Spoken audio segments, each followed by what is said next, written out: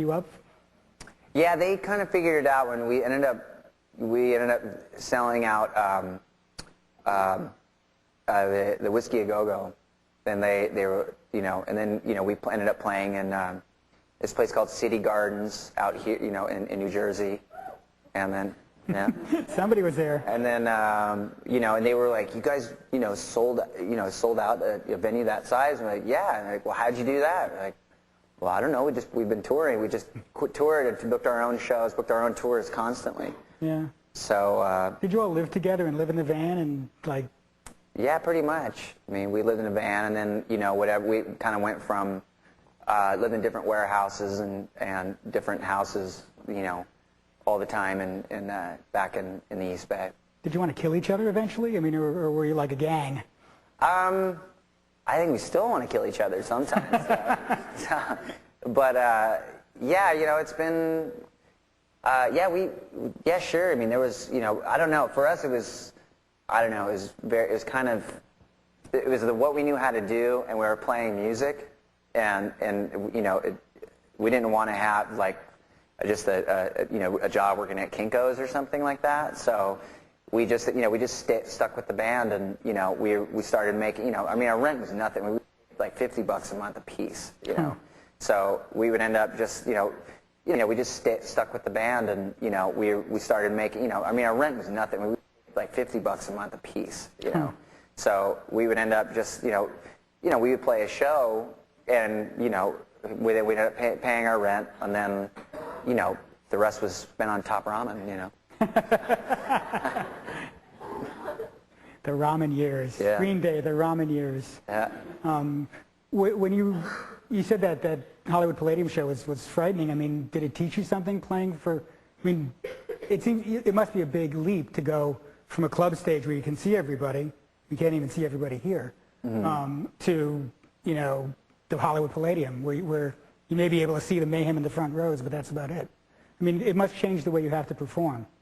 Yeah, I mean, you definitely, it was kind of like, how do you try to communicate the same way in front of 200 people as you would in front of thousands of people, and so it was about reaching the people in the back, all the time. So I don't know.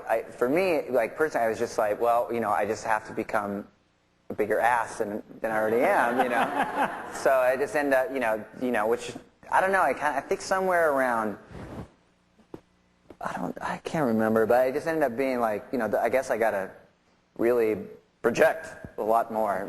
Get to the people in the back, yeah. And it works. Yeah. So you also did a few notorious stage. A lot of people have seen you naked. To their misfortune.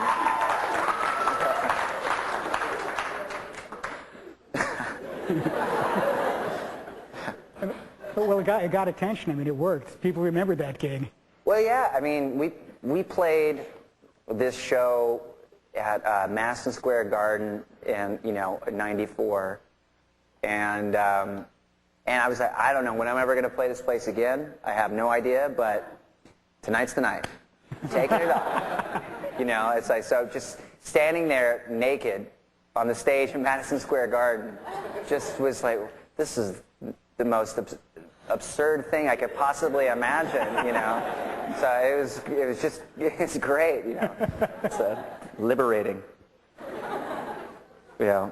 And plus, I think we're playing with Bon Jovi, too, so which was even better. You opened with Bon Jovi?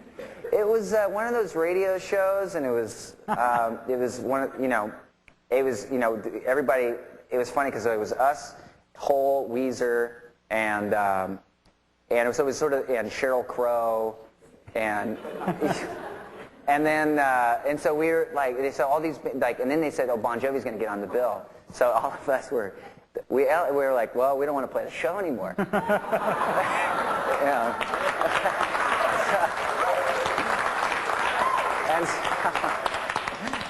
And so we ended up, but we all ended up kind of, Hole's management called our management, and Weezer's management called, and then, we were all, okay, we all agree that we're going to play, then we'll play. I said, okay, but I got one more thing. You have to put Pansy Division on the bill. So, which was great. It's like, them singing "I Want to Be Your Christmas Present" in front of, in a Madison Square Garden. I was like, great, I'll get naked too. Good for you. I didn't realize that you were responsible for Pansy Division getting their chance at Madison Square Garden. Well, they had been on tour with us the whole time, so we were. I don't know. It was just. I don't know. It was a great tour. It was. Yeah. Mm-hmm. Do you remember the first time you heard your song coming out of a radio? Yeah. I was driving, and I was with a friend, and we had the radio on, and they would the radio station there, Live 105. They would do a sort of a battle of the songs. Like, so there was some song and then some weird, like, like techno song, and then, so, and then it came on and we kind of started laughing. It just looked, I don't know, it just sounded, it was kind of funny. Yeah, I was like, oh man, we're actually getting played on the radio. And then, and so then have people call in and they would call in and they would, you would vote on the song. And then one person, I like that song by that band, Green Day. And then the next person would go, then the DJ was kind of like, what'd you think of the songs? And they were like, well, I like the second one. He's like, oh, you didn't like the Green Day one? And she's like, no, I didn't like that one at all, So, but I don't know, we ended up winning. Battle of the bands. Wow. You didn't drive off the road at that point or anything? No. I think I got a 40 and just kind of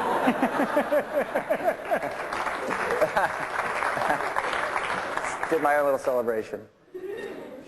Were you always, I mean, one thing that also made Green Day last is that everybody in the band is a real musician. I mean, Trey's an astounding drummer. Oh yeah, he is. He's great. I mean, punk always has this myth of do it yourself, but... And he plays those drums all by himself. I'm convinced he's got an extra arm or a leg or a tail or something.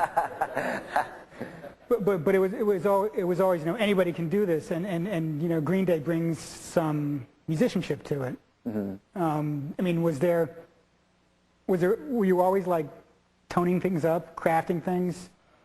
I mean, how rigorous was the process?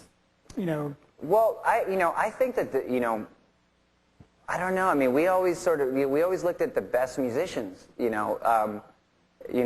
far as I think punk rock's got some of the best musicians that are out there, I mean, there's this guy... Johnny Ramone. Yeah, Johnny Ramone. I mean, there's a guy the guys in NoFX, amazing players, amazing, Like, El Jefe, no matter how much he jokes around, is an amazing guitar player, And, the drummer from RKL, Bomber, was an insane drummer, Like, I don't know, was our favorite, it was our favorite music, I'll tell you, man, some of these cats that like will play to try to play, there'd be these virtuosos playing all this like complicated stuff. Try to get them to play fast, and those guys get there. It's like, you're out of shape, buddy. But I think, but Trey is just, he's a, genius drummer. Like the first time I ever saw him when he was in a band, The Lookouts, like he's, and I think it was about trying to and Mike is like the best bass player out there, So for us it was just, how did we just take all of the, abilities and equally what we do and just kind of, make it come into one thing and, still maintain that energy and, something that's pushes, Yeah. So. Do you reject a lot of songs? Do you throw out a lot of songs? I wouldn't necessarily say that. Like, I think that there's always songs that they always come back to you in a certain way. Because I wrote Time of Your Life back when we were doing Dookie, and I never, and I had I've always had acoustic stuff, so that song was, which didn't come out until, the record Nimrod. Yeah. Well, were you worried about being too soft, I mean, you had acoustic songs before that. Yeah, there's a song called The Words I Might Have Ate that's on, that was on Kerplunk, which is acoustic. Yeah. But I don't know, we've always been kind of softies, We never